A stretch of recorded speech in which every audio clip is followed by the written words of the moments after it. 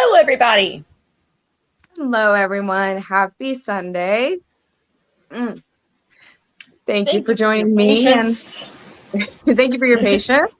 Crysstal was running a little late tonight. That one's on me. Thank you for joining me and Lyssa, Two Geek Girls on Sunday. Here I was thinking that I was going to be the limit because the pizza getting here. Nope. Pizza got here early. So all good. But yes, I hope everyone has continued to have an okay week. Let's see. Well, I hope everyone at least got to see WandaVision that wanted to. I haven't quite yet. However, okay. I have seen spoilers already, so I don't mind spoilers if you want to talk about it. We don't have to go into too many details other than, of course, it's opening up that debate of the expectations that people may or may not have. Sometimes people, obviously we got trolled by Paul Bettany just a little bit going into this one, and that's okay. He's allowed to troll us. Do you expect anything less from Marvel actors? Like their contracts aren't allowed to, like, other than Tom Holland fucking up and saying things that he's not supposed to. Not as bad as Mark Ruffalo. Mark Ruffalo blew it one night too. True. That's true. You guys aren't allowed to do interviews anymore. You're lucky we like you. Well, didn't he also have like Facebook Live or like Instagram Live or some shit up while he was at one of the viewings for the movies? Tom Holland or Mark Ruffalo? Ruffalo. I remember the one I've seen, but he probably has messed up more than once. So that's entirely possible that was him too. It's Mark Ruffalo. It's about what we expect. They're wholesome. I locked up. Oh well. You guys get to see the awkward face I made in that. Could have been worse. Maybe. There we go. Maybe. Well, at least that's a better position. I don't know. At this point, I blame StreamYard because, like, I actually have my computer jacked into the Ethernet, so I'm pretty sure this is a StreamYard thing. Yeah, no, I would be surprised with all the glitches that they've been having recently. No,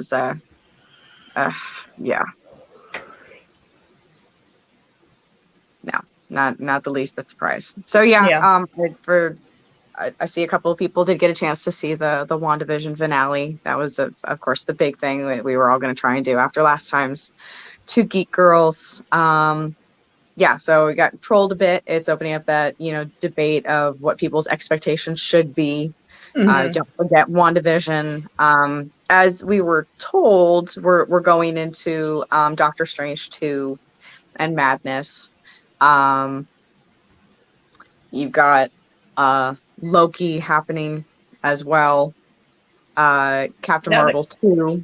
The question is this Stogie or is that Alec? Stogie. Alec's making dinner. Hi, Stogie. Yeah. Hi. I absolutely feel, especially with the post-credit scene, that it felt like Doctor Strange 2. It felt like the end of Doctor Strange and going right into Doctor Strange 2. Anyway, I loved it. I'm not even surprised by that because of the fact that they were filming at the same time. Lots of things were confirmed. So after stream last time, Kelly and I continued to talk. And we were talking about the fact that, like, everyone wants like a season 2 of WandaVision, but like these Marvel series are supposed to fill in the gaps in between the movies right now. Yes. And so, like, if we're going to get a season 2, which we probably will, most likely, just because WandaVision was so acclaimed, it will continue with stuff from the movies. Right. Like, we'll continue from a point one of the movies sets up. Right. It'll be another gap filler. It won't pick up where this ends. This ends and Doctor Strange 2 picks up. Yep. at least for Wanda. And the whole point of the show, once you get to the end, you realize was kind of this, what seemed to be almost an insurmountable task, which was creating Scarlet Witch. That was the point of the show.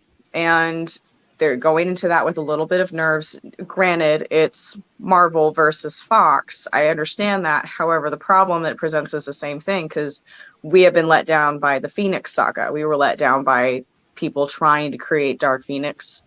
And that's an pretty Apocalypse. And there's so many things that Fox let us down on with the mutants. Right. And especially, like, they're not going to jump in with the mutants quite yet, because Marvel does have their 10-year plan. They will push the mutants into the MCU at some point, but they're going to do it when it needs to happen. Right. Not just because the fans want it now. Yeah. Oh, and again, for those that, I'm sure there's a lot of things that the fans want, just like we're going to hear about a lot of things people wanted maybe at the end of WandaVision, a lot of things they wanted to have happen. And that's just not the way it's going to be. Yeah. It might subvert expectations again, but it is about the bigger picture. Yes, exactly. It's always about the bigger picture with Disney and the MCU, because they plan everything out with the MCU. Yeah. Like they sit down and go, all right, what's our 10-year plan? What do we want to do? And now I'm sure Disney has already started figuring out where they want to insert the mutants at some point. But because of the fact that Fox has let people down so much with the mutants, they are going to be very tentative and very cautious about when and how they insert the mutants into the MCU. Yeah, I mean, that might absolutely be, and I guess it kind of was an introduction here. So everyone's going to talk about, you know, the young actor turned out to be a neighbor boner, as far as our whole question of recasting Pietro. I mean, that could literally just stand where it is. The only thing that goes for it is that they've hinted at her clearly being a Nexus being, as if that's important. It's something that they're talking about.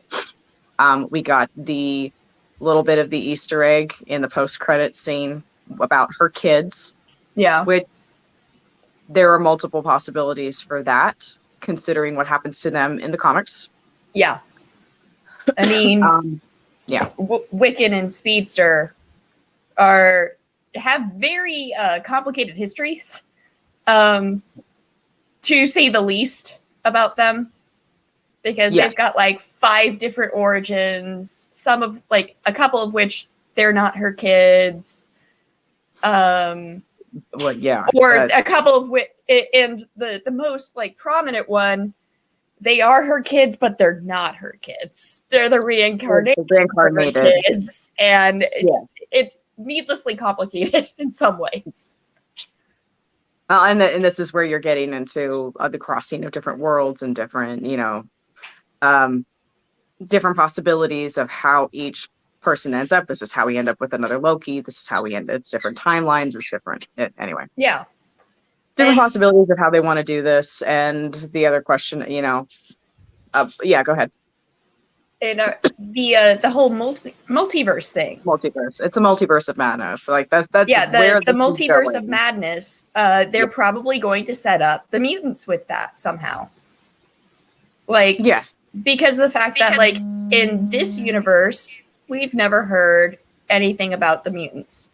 But at the same time, this universe has had these huge overarching attacks on it, like Sokovia, like fucking Thanos, like a kid accidentally putting someone in a coma at their school is like the tiniest little pebble dropping in a puddle compared to this giant tidal wave crashing into the universe. Yes. So, like, it is still very possible that mutants have existed in the MCU and just been on the down low. Because the entire point of Xavier's School for Gifted Children is that the mutants are in hiding. They've Yeah. been trying to keep the mutants hidden. And because of the Sokovia Accords, that is something that could be a potential, like, way they reveal the mutants. It's like, oh, these superpowered beings have been here all along. Yeah, basically whatever we saw in Fox's Fox's interpretation for their movie, their cinematic universe, everything that happened in the 60s in their universe just didn't happen in this one. Yeah. Or something like that. Yeah, see, Donnie's saying, I'm totally fine about the X-Men in the MCU not being the ones from 20th Century Studios movie universe. Exactly. Because of the fact that Fox let people down so much, I don't know, other than like a handful of people like Quicksilver with WandaVision, that they're going to do anything beyond that. Like, I think they're going to totally do a reboot. They're going to totally recast, other than maybe a handful of people that they were like, okay, you were actually spot on. Right. Right. Well, and yes, that debate of any of the actors that they're going to keep, are they going to keep a handful, or are they just going to do like one quick crossover? And so having the Pietro nod in WandaVision is certainly eye-catching, but it was we saw fan service is really what it comes down to. I mean, it's again recasting. Again, it is this idea of if you were writing it, but if you were doing it in the comic books, that would not be an unusual storyline in the comic books. Yeah. Where somebody turned out to be an actor in one of the universes, where that person didn't become Quicksilver and that just turned out to be an actor in that universe. Yeah. Not an unusual storyline. But I mean, the other question is how evil are they going to make her? They certainly didn't set her up to be evil at the end of this. Yeah. So much as chaos at the end of this. Well, and the thing about Wanda is that she, even when she was evil, she really wasn't evil. She was misguided. Again, chaos. It's chaos. You've set her up to be, she didn't want to hurt anybody. Yeah. Like she never really ever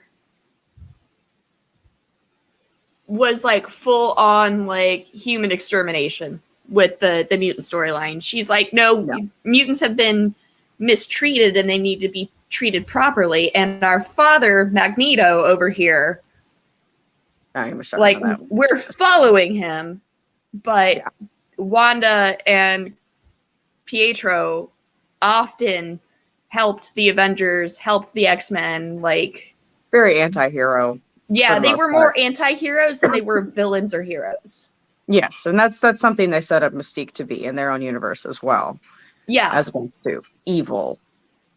Well, and see, a lot of the characters in the X-Men series, like, I would argue Magneto isn't really a villain so much as he's an anti-hero who has been through a lot of trauma. Yes, but I do love kind of that meme, and it's Professor X and it's Magneto, and it's like how they made their breakup everybody else's problem. Yeah. Basically. Yeah, pretty much. The whole, like, Magneto, I mean, he saw how history can be. So, like, to certain mutants, he is a hero. We understand. Yeah, it's definitely a divisive community, and that's always going to be the case. Whenever it's a persecuted community, you're always going to have probably two different philosophies of how to deal with the persecution. Mm-hmm. We'll see this in people that become activists in minority communities for that reason. Some people take more of a defensive stance, and some people take more of a passive stance about it. Yeah. And like with X-Men, like the entire point of the X-Men series was to be like a parallel to the civil rights movement. So Xavier is supposed to be akin to Martin Luther King, and Magneto was supposed to be akin to Malcolm X. Yes. Just in the mutant community. Yes. And they it's also going to happen when you cast somebody that people sincerely like and is a little too charismatic. You're never going to think that you're always going to want to sympathize with them. When it comes to Wanda, clearly her grief was front and center. Clearly anything we would sympathize or empathize with was front and center. So as we see her move into her study now of her abilities, we're going into it rooting for her. Yeah. Like, but it's interesting. They have definitely set her up to be a sympathetic character. And honestly, that's the way I think she needs to be approached.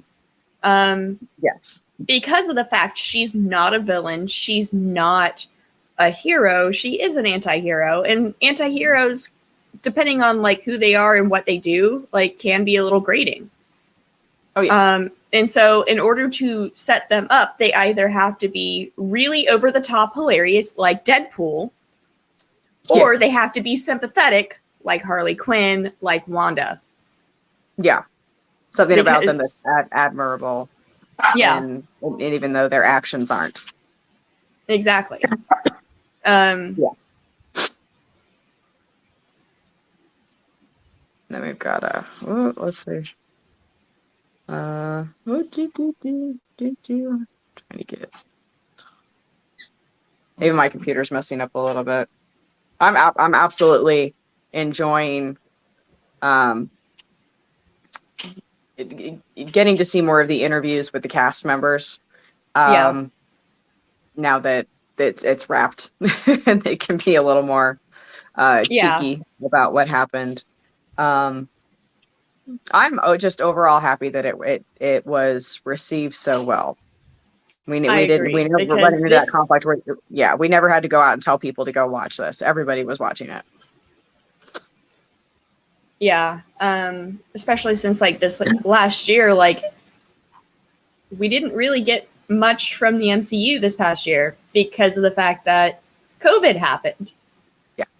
And so like everything was getting pushed back. And so like people are chomping at the bit for more MCU.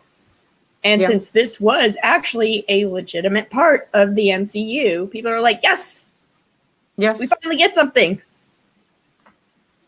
Yes. No, we get something, and we get something that is it's interesting. A lot of the debates were how patient people had to be, how much they wanted to see, how quick they wanted to see everything happened, and yet that you're really relishing every moment that was done with this. I can't really look back and see that there's anything I would take out. Yeah, no, they did it the way it needed to be done, and I am very happy with what I have seen with these Disney Plus series that they're doing. Yes. So I'm really looking forward to Loki. Yeah. Pleasant Loki. It's Loki. We're never going to get enough of Tom. Ever. I was going to say, I'm so glad that they gave Loki his own series. Like, Tom Hiddleston is perfect in the role. And he's great. Like, again, the casting, top to bottom. For like, the fact he originally auditioned for Thor, it's like, no, honey, you're Loki. Adorable, but no. Yeah. You're the mischievous brother, and you can't get past that. But yeah, I'm excited for the next part. I'm excited. Alec and I were talking about how some people seem to be, and it's we say some people, it's generally the people who go out and write the articles first. So they're the ones that get picked up first and start trending first, not necessarily because they're the best, but yeah, there are some voices of I don't know if being let down so much, but again, maybe not the same priorities in what they saw. Mm-hmm. I mean, for a lot of the breakdown videos from people that I admire, who always see things that I don't see, who always again take the time to like watch it at a quarter speed, so that they can see things that I don't see. I'm sorry, I'm too ADD to sit down and break it down like that. No, but I'll give them credit where credit is due for doing that. They'll even having like somebody interpret some of the Sanskrit that was in the book as it was floating down. Somebody interpreted some of it, and I'm like, really? Okay. Like, I get it, but at the same time, it's like, okay, it's just a little bit too hardcore for me. No, like as Kelly was saying last time, there were scenes in this you just had to take a minute to just get through the actor's performance. Not Easter eggs, not clues, not words. Like it's a show that I've watched each episode more than once for that reason. Yeah. And this one clearly had that tearjerker of a finale. So Olive. Yeah.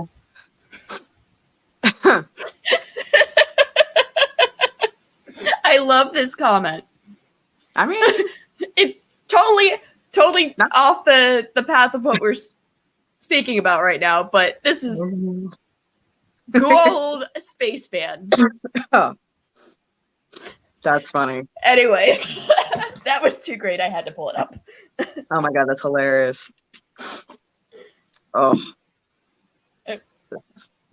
I wanted to. Damn it! It's not away from me. I'm gonna put out. I kind of in that vein. I'm gonna put out the hypothesis of Catherine Hahn's Agatha Harkness crossed over with the Wicked Witch of the West, since we got so many little plays of that. Yeah. I mean, she even killed the little dog too, and that's the one part where I'm like, oh god, you're right. Yeah, y'all can't forget she killed him. She killed the puppy. Don't anti-hero her nothing. She killed the puppy. Yeah. Bad. She's bad. Yeah, she's not in. She's currently the way the MCU has her set up. She's set up as a villain. Oh yeah. I mean, we saw the elements of what we'd see in the comic books. I don't think she said how old she was. So as of now, we just put her in Salem several hundred years ago. Yeah. That may or may not stay. Who knows? It's hard for me to, but again, I'm trying to remember the origin and complete from the comic books or all the clues that we got for the comic books. It's hard for me to imagine her sitting around for like 1,500 years before she got into trouble with her coven, but that's just me. Yeah. But again, she's supposed to be several millennia old. But she was supposed to be this teacher, and obviously in this episode, because she opened her big fat mouth, she taught Wanda something, and Wanda immediately used it against her. So yeah. Like, I think because of the fact that, I mean, one, in the comics, she is almost like a mother figure teacher to Wanda. Absolutely. We will see her again, for sure. Oh, yeah. Now, whether or not it is the same actress, I think depends on how they want to approach this character, because traditionally she is a bit older. Right here. Oh, traditionally she presents herself as that. Like, she chooses to be this certain age. You get the impression, yeah, she's in here with me. It's a mama. It's a mama. Hey, mama. Clearly, given the fact that she's at least, what would that be, 400 something, between 400 and 500 years old, at least in the series, and Catherine Hahn, I'm sure she has a choice about how she presents herself. If she chooses to present herself in more of the grandmotherly figure, that's to earn trust, like she was, as we said, she's been a nanny, she's been, somebody you could trust with your family. Yeah. Now, I think because Catherine in this role was so popular, they are not likely to recast and change how she's presented. But I wouldn't. Like, if I was a casting director, I'd be like, no, we're just going to keep her like this. We're going to have her be a little bit younger than people are used to. But at the same time, they've already shown, like, Aunt May a little bit younger than is traditionally shown. Yeah, as Alec put it, Aunt May is hot. However, Yes. people are aging better than we did in the, Yeah. 40s. And that's another thing. We're good. That's another thing. Like, We're- life was hard in the 40s. It was hard. It was hard. 50 was a rough look to pull off back then. So, like, we also have access to a lot more cosmetics and medical breakthroughs, like Botox. Yeah, Botox. Hair color, everything. Yeah, hair color. It's just, yeah, there's a lot of explanations for that. So no, they made it clear what they did with the character of Agatha Harkness. We know where she is. We know that they know where she is. I don't know how long she's going to stay there. Because if I was working for the government, I'd at least be keeping an eye on her. But I mean, especially since the Sokovia Accords are a thing, I'm sure there's someone fucking keeping an eye on her. Right. Well, that whole town's going to be dissected and vivisected and studied for several generations. Yes. I don't know if we're going to revisit. We want to talk about the people of the town. And this is kind of the interesting. We never know with the MCU how much we're going to see the ripple effect. We know that with Sokovia was obviously a huge ripple effect that they wanted to make clear, and for the reasons as we lead into not only what happened to the lead cast, but the trying to make it clear that it involved the whole world. The whole world saw this happen. So, what is Jim, going to? As much as that would be wonderful, no. Two different universes. Yes, very different. They obviously had a stellar cast as the townspeople, some of them being called red herrings because they're very recognizable character actors. And and that's an excellent way to kind of camouflage the reveal of Agatha Harkness, even though a lot of us had our suspicions. There were also a lot of actors in there. I could see a lot of people going back and watching the show a second time just for those performances, because a lot of things were said before these last two episodes that were excellent clues. I'm curious what the ripple effect. Are they going to try and cover this up? Is this going to have an effect on how what happens when Scarlet Witch makes herself public again? I mean, this is interesting because what she did is a big deal.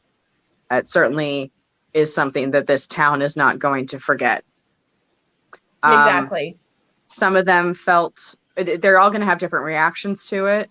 How do you react to feeling somebody's pain? But they also kept you from your kid. Yeah. And for some of them that being trapped in their mind was a fate worse than death. I mean, this was torture. Yeah. And it's a whole philosophical thing that I'm sure they will go into in Sword and Shield related territories. Right. Yes. And for me, I'm curious how far they're going to take that. Is that something that's going to spill out? As happens in the mutant storylines, when somebody is affected by this, do they respond with fear? Is that, what the Fox News picks up? Fox News. But, the irony that Fox is in charge of the mutants, and yet we know exactly how Fox News would portray the mutants if they really exist. Oh, yeah. There you go. And that's the thing. They will probably, especially because Wanda did this, once they show other mutants, that's probably going to be the instance where all the oh crap, what are those fucking robot things called again? Sentinels. Sentinels. Yeah. We're gonna something like this is going to be what started them building Sentinels. Right. I mean, if testimonials of what happened in that town gets out, people will be terrified. Oh, yeah. And Like, rightfully so. I can't even blame them. yeah, I can't blame them, but at the same time, like, you know, it's like, So I'm curious if there would be voices in the town that would also sympathize. I'm sure Like, there they would also, would. right, if you're going to get a little bit of a mix of Because this. for the most part, like, even though, like, they were all trapped in their own minds, at the same time, they could feel her grief. Right. Some of them probably understand, like, she was not in her own right mind. And there was this and when the actor, one of the characters said, who had been the wife, I can't remember, she's from 70s show. That's the person that played Kitty. Yeah, yes. When she said, if you're not going to let us go, then just kill us, because she couldn't take the grief anymore. She couldn't take the pain anymore. It wasn't just being locked in her mind. She's like, I can't take this anymore. I can't feel what you feel anymore, on top of the fact that you're torturing us. Yeah, those were excellent moments, and it parallel that with the fact that she's clearly going to be on Doctor Strange's radar now. Yes, because the chaos magic in the dark hold and everything. And as Agatha put it, you are more powerful than the Sorcerer Supreme, who's no longer here. We no longer have a Sorcerer Supreme. And that's not a title that's been given to Doctor Strange yet in this universe. Yeah, so no, it hasn't become a thing yet for him. He will eventually be the Sorcerer Supreme. And in fact, Wanda's child, Wiccan. So, what is it, Billy? Billy. Yeah, Billy will eventually become the Sorcerer Supreme after Strange. Yep. Because he did inherit his mother's chaos magic. Yes. And that's interesting when she says the line, so it's a little bit of a spoiler. At one point she thanks the children for choosing her. Mm-hmm. And that this is interesting. And this has to do with one of the storylines in the comic books where it's their souls. These children that she creates, she actually did she create a soul? As you know, depending on the philosophy that you go by, she create a soul, and the soul is there even though it could no longer have the shell outside of her hex. Yeah. Or was she able to collect a soul? Again, depending on your philosophy. Either way, the idea that these, you know, as they've said a couple of times, but in their own ways, the children are real. Yeah. They are real. Embodied outside. Like, this is how powerful she is. She created children. Like, these are her kids. We don't see them disappear. We don't know, and a part of that might be a visual clue that happens because the other things that we've seen is her take the consciousness of Vision. Mm-hmm. She took the consciousness from where he was when she's like, I can't feel you anymore. But what she collects, she ends up turning into that consciousness of Vision within her hex. Yeah. So again, she's able to do this. It's the Mind Stone. She, as they show us in this, she has powers as a child, and her encounter. So the hypothesis then is the encounter with the Mind Stone it opened a Pandora's box. Right. It was like that perfect storm, like boom. Yeah, it was, she had these powers as a child, but she didn't have a means to unlock them yet. She's kind of instinctively, Agatha said that she did use a spell, but unlike what Agatha has to speak it. Agatha had to learn how to use all of this inherited power, that it was a bloodline. Mm-hmm. But she say that Wanda didn't have to do that. Like, you didn't have to do this. Yeah. You just have instinctively always known. Like, she did, I think it was a probability spell or a, mm-hmm. She did. So that's why the Stark missile didn't go off. It's mm-hmm. why her and her brother survived. Everything else that happens, and then the Mind Stone picked her on top of that. So again, forged. This is, you know, they said that you're going to be forged, and you're supposed to destroy the world. Well, yeah, but which? So, Jim. Well, You're not wrong. So it traditionally Wanda's mother is from a traveler family, because that is the proper term for it. It's not gypsies, it's travelers. Yeah. Or Romani. So she's from a Romani lineage that had seers and fortune tellers and things like that.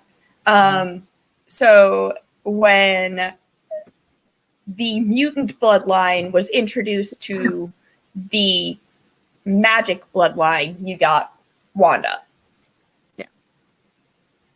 Yeah, it was like this amplified, and yeah, exactly. This universe, what they've shown us is that there was a bloodline involved. Even Agatha said, there's a bloodline involved. There's certain things that you inherit, and she is the Scarlet Witch, and that has to do with natural abilities that she had and what people would have called her people, and what she's been foreseen to be.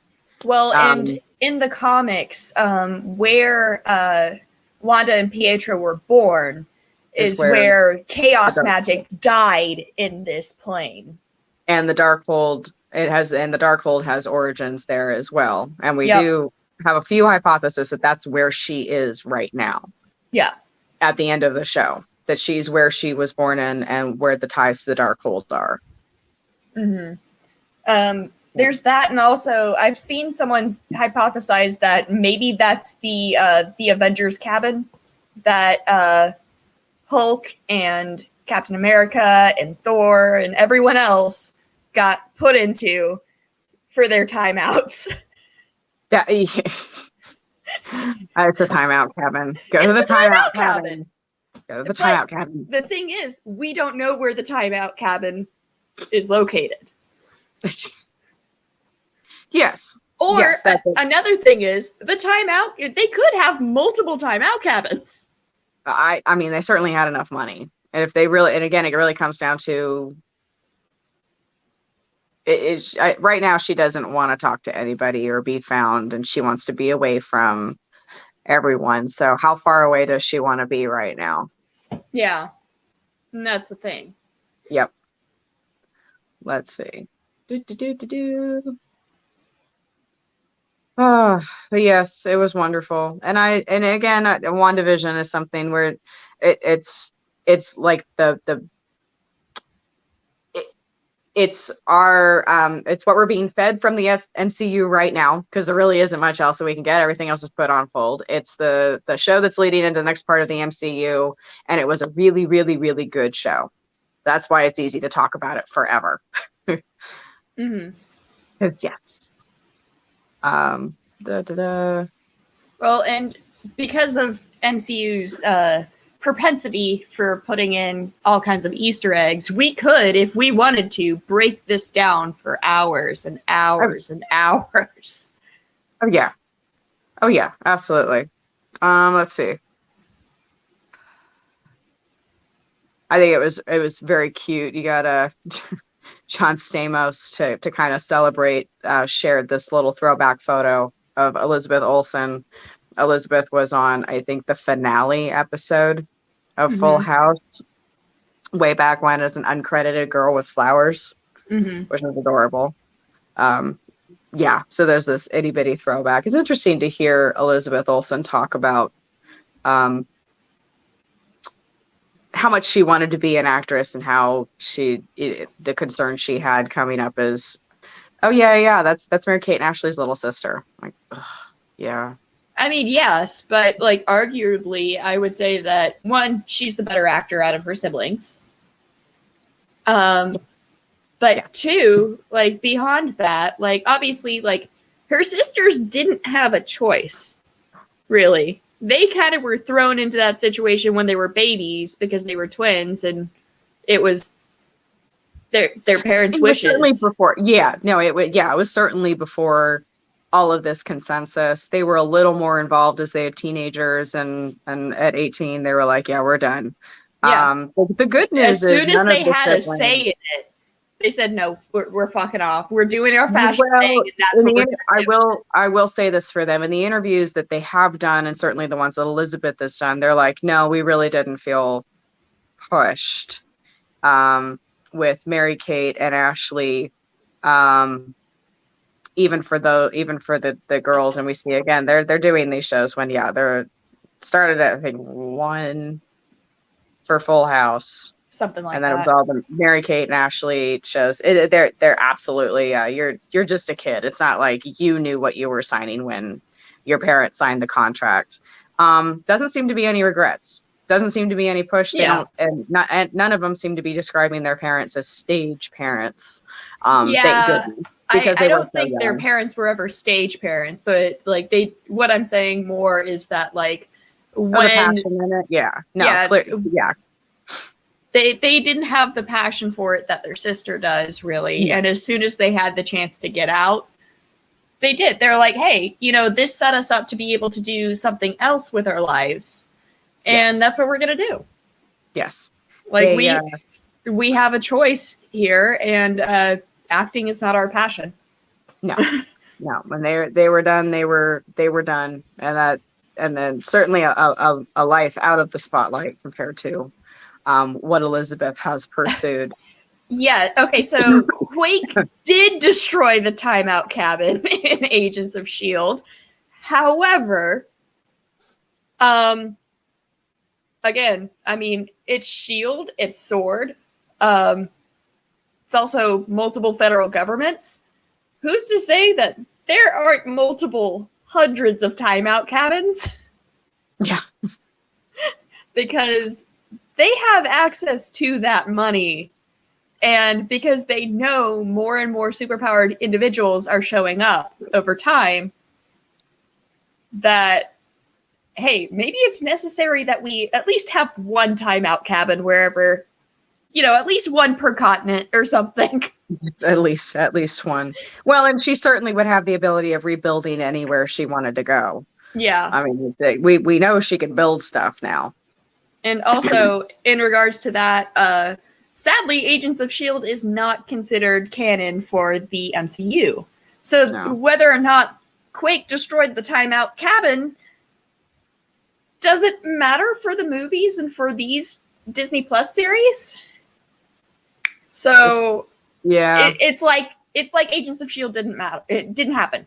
Like, it happened, but it didn't really.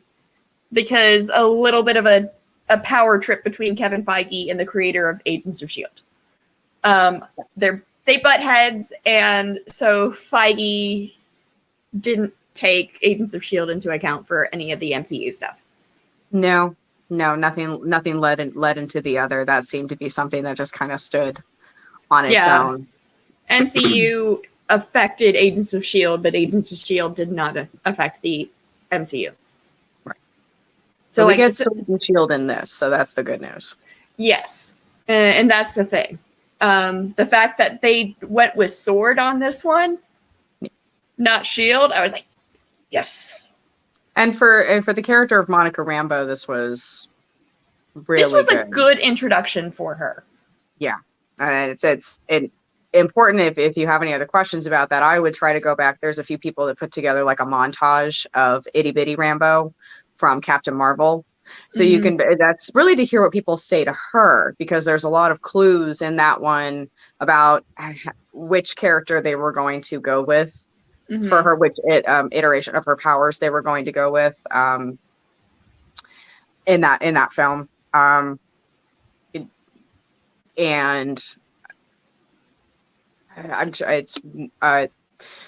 So we have her coming back from the Thanos snap, and we have what happened in Spider-Man when you have the little reports of people talking about what happened when they came back from the Thanos snap. That's a big part of what's happening now too for a lot of the people. I mean, this is a lot of stuff to happen in a short amount of time on one planet. And that's another reason why I'm saying, like, with the mutants, the mutants could easily hide in a world where this shit's all gone down. Nobody's looking. No one's looking for the mutants. They're just like trying to make sure they get through the next fucking week. Right. Like, Right. Unless you're doing something that like explodes an entire town, you're probably fine. Like someone destroying a few VCRs with their electric power, like Jubilee would do. Yeah. Not gonna. It's not even gonna make a splash in the news. Right. I mean, if you just accept that in this universe, on this Earth and this universe that we are seeing in the MCU, multiple invasions, no Sentinels, no Chaos of the 60s, no X-Men.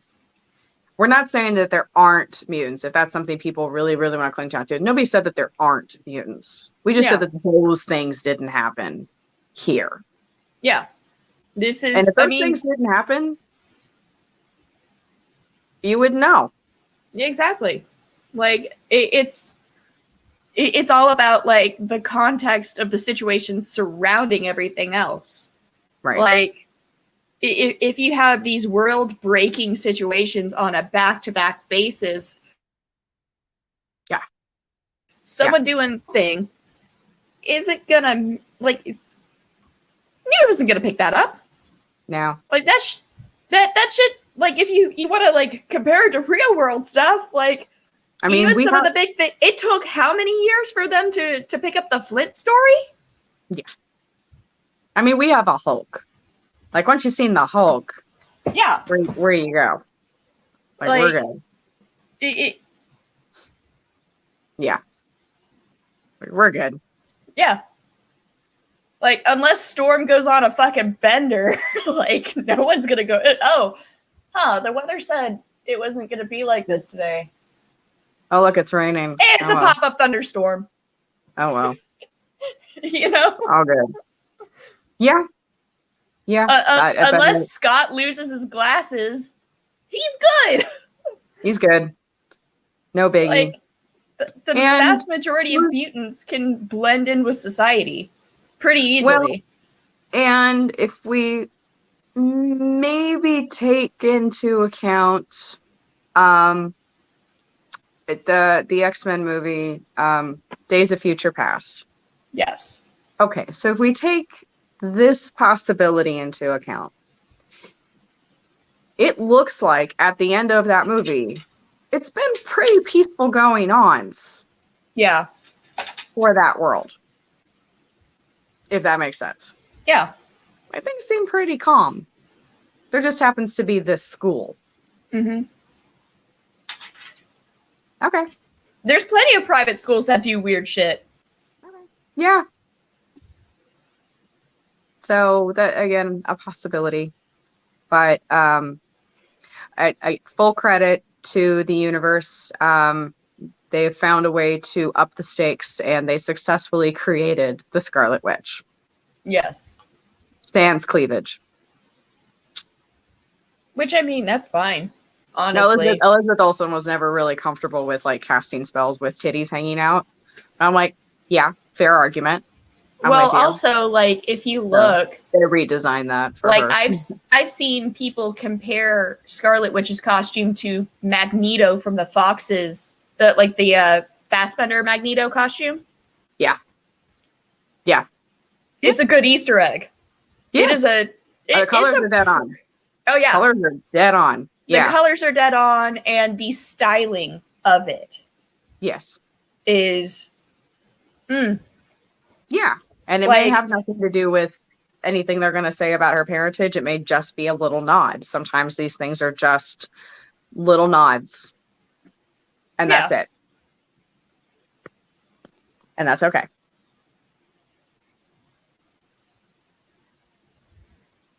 Exactly. I thought it was good. And I'm excited for everything that's going to come next. I am as well. Marvel has a lot of really cool things in the pipeline, and things that they haven't announced yet that will be in the pipeline. Yes. Yeah, I mean, there's really no end in sight. That's okay. Yes, Beast would be screwed in that universe. Again, new on YouTube, Mutant Girls Go Wild. Oh, Jesus. I mean, I'm sure they will do something like that for a small Easter egg. Yeah, yeah. Because Rule 34. Mutant Boys Go Wild. Can we do that one? Yeah. Yes. Yes. Beast I would still have. See, again, we have a Hulk. We have a Hulk. Beast could just say he was bitten by a radioactive literary trope. A blue one. Again, we have a Hulk. There's a Hulk. We have a Hulk. I mean, not that weird.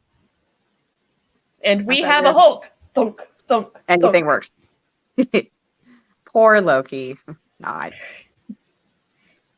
Loki is. Sometimes Loki just needs to learn when to shut his mouth.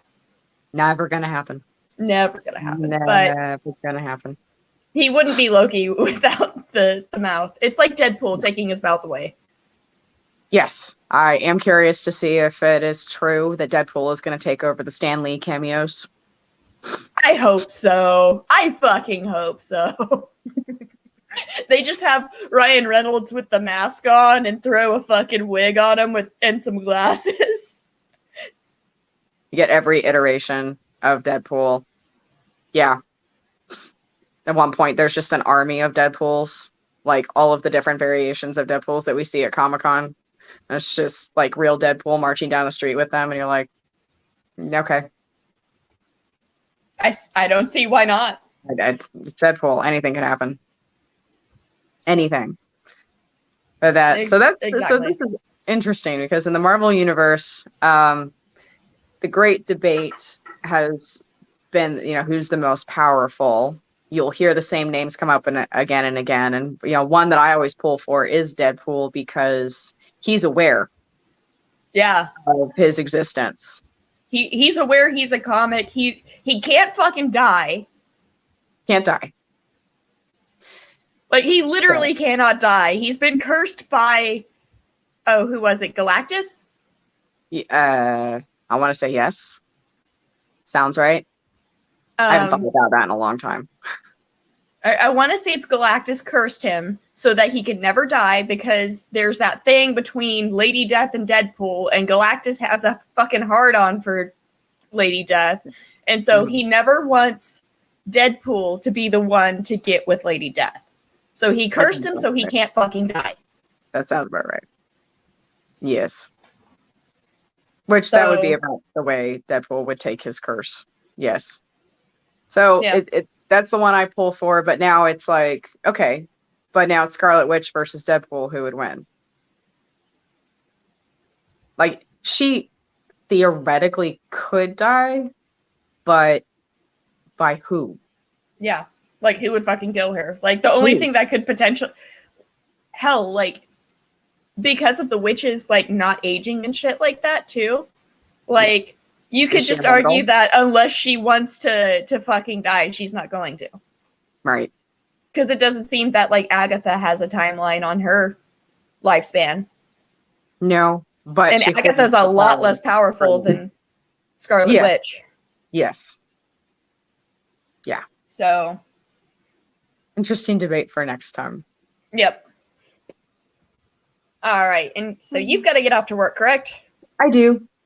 All righty, folks. Thank you for joining us. We will see you on Thursday. Yes. Have a good night. Good night, everyone. Thank you, Lyssa. Thank you, everyone. Have a good rest of your week. Bye. Bye.